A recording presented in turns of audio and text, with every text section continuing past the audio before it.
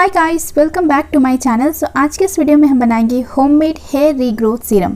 लेकिन उससे पहले हम बात करेंगे कि क्या वाकई में हम अपनी रुकी हुई हेयर ग्रोथ को रीग्रो कर सकते हैं, या फिर अगर आपके बालों की ग्रोथ बहुत स्लो है तो आप अपनी बालों की ग्रोथ को स्पीड अप कर सकते हैं, इंक्रीज़ कर सकते हैं। सो जैसे कि आप सबको पता है कि थ्रू आउट द लाइफ हमारे बालों की हेयर ग्रोथ होती रहती है, लेकिन जैसे जैसे हम ग्रो करते हैं हमारी बॉडी में, हमारी लाइफ में बहुत सारे चेंजेस आते हैं। बहुत सारे इंटरनल एंड एक्सटर्नल रीजंस की वजह से हमारे बाल बहुत ज़्यादा झड़ने टूटने लगते हैं, बहुत पतले हो जाते हैं, डैमेज हो जाते हैं। एंड बहुत सारे लोगों को एक टाइम पे उनकी बालों की ग्रोथ बिल्कुल रुक जाती है या फिर बहुत ज़्यादा स्लो हो जाती है। अब जान लेते हैं कि किस कंडीशन में हम अपनी बालों की रीग्रोथ नहीं कर सकते हैं। तो सबसे पहले जिन लोगों की हेयर फॉलिकल्स डेड हो चुकी हैं, जिनके हेयर फॉलिकल्स क्लोज्ड हो चुकी हैं, जिनके स्कैल्प में कोई भी हेयर फॉलिकल्स नहीं है, इन दैट कंडीशन आप अपने बालों की रीग्रोथ नहीं कर सकते हैं, क्योंकि डेड हेयर फॉलिकल्स में कभी भी बालों की ग्रोथ नहीं हो सकती है। ठीक है, नाउ बात कर लेते हैं कि किन किन लोग अपने बालों को रीग्रो कर सकते हैं। सो जिस तरह से एक प्लांट की रूट उसके पूरे प्लांट को ग्रो करती है, उसी तरह से हमारे हेयर फॉलिकल्स, हमारे हेयर रूट्स हमारे बालों को ग्रो करती है। तो आपके बालों की ग्रोथ के लिए आपके स्कैल्प में हेयर फॉलिकल्स का होना, हेयर रूट्स का होना बहुत ज़रूरी है, तभी आपके बालों की ग्रोथ हो सकती है। ठीक है, सो आप में से जिन जिन लोगों की बालों की ग्रोथ रुक गई है या फिर ग्रोथ बहुत स्लो है, देन उसका एक ही रीज़न है कि आपके हेयर फॉलिकल्स में उतनी सलाहियत नहीं है, वो उतने एनर्जाइज नहीं है, स्ट्रेंथ नहीं है उसमें कि वो आपके बालों को ग्रो कर सके। ठीक है, एंड इसका एक ही सोल्यूशन है कि आप अपने डाइट के थ्रू अपने हेयर फॉलिकल्स को, अपने हेयर रूट्स को वो सारे न्यूट्रिएंट्स दीजिए, जिससे कि वो एनर्जाइज्ड हो, स्ट्रेंथन हो एंड एक्टिव होकर आपकी बालों की ग्रोथ कर सके। ठीक है, एंड एक्सटर्नल केयर के लिए आज जो मैं आप लोगों के साथ हेयर रीग्रोथ सीरम शेयर कर रही हूँ, उसको भी आप कंटिन्यू यूज़ कीजिए।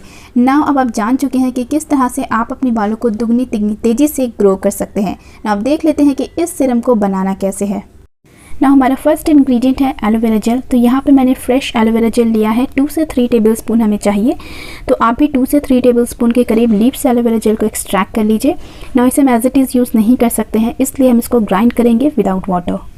ना हमने इसे अच्छे से ग्राइंड कर लिया है, अभी इसे हम साइड पे रखते हैं। एंड हमारा नेक्स्ट इंग्रेडिएंट है अनियन। ठीक है, अनियन यहाँ पे आप कोशिश कीजिए कि रेड अनियन यूज़ कीजिए या फिर पर्पल यूज़ कर सकते हैं। ठीक है, क्योंकि इन दोनों अनियन में सल्फ़र की कंटेंट हाई होती है। हमने बहुत सारे वीडियो में अनियन का यूज़ किया है, उसके बेनिफिट्स हम सब जानते हैं। ठीक है, अनियन का यूज़ इस सीरम में हम इसलिए कर रहे हैं क्योंकि अनियन हमारी हेयर रीग्रोथ के लिए बहुत इंपॉर्टेंट है, क्योंकि अनियन हमारे न्यू हेयर सेल्स को क्रिएट करता है, ग्रो करता है। एंड इसमें सल्फ़र बहुत ज़्यादा होता है, एंड सल्फ़र हमारे बालों की हेल्थ के लिए, बालों की ग्रोथ के लिए बहुत ज़रूरी है। तो यहाँ पे आपको लेना है 2 मीडियम साइज़ का अनियन। हमारा नेक्स्ट इंग्रेडिएंट है जिंजर, यानी कि अदरक। जिंजर एक हर्ब्स है, एक स्पाइस है, एंड इसमें बहुत सारे मेडिसिनल प्रॉपर्टीज़ होती है। इस वजह से जिंजर को बहुत सारे मेडिसिन में यूज़ किया जाता है।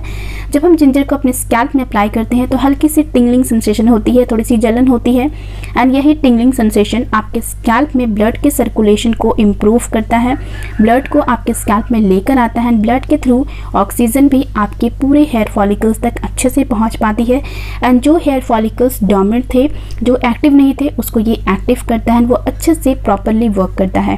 ठीक है, तो के बाल रूट से पतले हैं उनके लिए भी जिंजर बहुत ज़्यादा हेल्पफुल है, क्योंकि जिंजर आपकी हेयर थिनिंग की प्रॉब्लम को भी फिक्स करता है, आपके बालों को थिक करता है। ठीक है, तो यहाँ पे आपको अनियन एंड जिंजर को अच्छे से कट करके ग्राइंड कर लेना है विदाउट वाटर। अगर आपकी जिंजर थोड़ी सी ड्राई है देन आप थोड़ा सा पानी ऐड कर सकते हैं, अदरवाइज हमें इसका प्योर जूस चाहिए। ठीक है, इसको ग्राइंड करने के बाद आप इसको अच्छी तरह से स्ट्रेन कर लीजिए। ना इस ऑनियन एंड जिंजर जूस में हम ऐड करेंगे एलोवेरा जेल, जिसको हमने ऑलरेडी एक्सट्रैक्ट कर लिया है। अगर आपके पास फ्रेश एलोवेरा जेल नहीं है तो आप यहाँ पे फ्लैक्स जेल का भी यूज़ कर सकते हैं। नेक्स्ट हम इसमें ऐड करेंगे स्वीट आमंड ऑयल।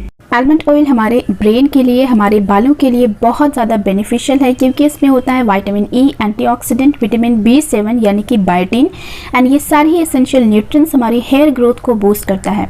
जब आप इसे टॉपिकली अपने बालों पर अप्लाई करते हैं तो ये आपके हेयर फॉलिकल्स को वो सारे न्यूट्रिएंट्स देता है, स्ट्रेंथ देता है, जिससे कि वो बहुत ज़्यादा स्ट्रॉन्ग हो जाते हैं। और अगर आपके स्कैल्प बहुत ज़्यादा ड्राई है, फ्लैकी है, तो आमंड ऑयल आपके स्कैल्प को, आपके बालों को वेल मॉइस्चराइज करेगा, नरिश करेगा और हाइड्रेट रखेगा।